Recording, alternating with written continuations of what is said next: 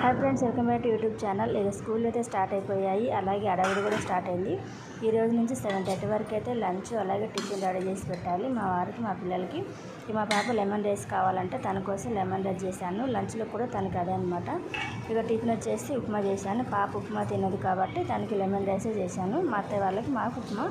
ఇక లంచ్లోకి వచ్చేసి అయితే కర్రీ ఒకటే చేశాను అనమాట. బెండకాయ కూర చేశాను. ఫ్రై లెక్క చేస్తాను, మా పాప తింటారు అలా.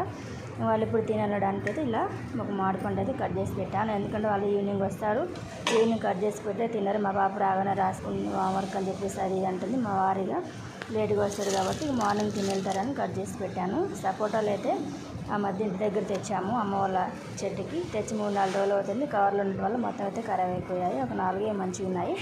ఇది మొత్తానికైతే వంట కంప్లీట్ అయిపోయింది. టిఫిన్ మంచి అలాగే బాక్స్ అయితే పెట్టేయాలన్నమాట. మా అత్తయ్య వాళ్ళకి, మా వారికి, మా పాపకి.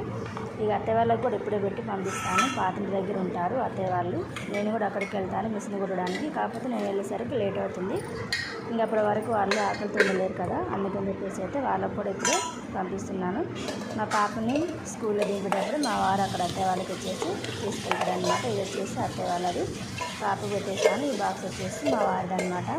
ఇక 7:30 వరకు అయితే అడవిడి చేస్తుంది మా పాప. టైంకి అన్నీ పెట్టాలి కాబట్టి.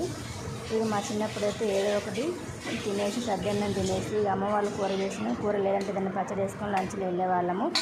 ఏ టెన్షన్ పెట్టబోయాలన్నమాట. కానీ ఇప్పుడు అలా కాదు, పిల్లలకి ఏది నచ్చితే అదే చేసి పెట్టాలి. చేసి పెట్టినా సరే ఏదో కొద్దిగా తింటారు. లంచ్ బాక్స్ పెట్టాను కదా మా పాపకి, అందులో మళ్ళీ సగం రిటర్న్ చేసుకొస్తుంది.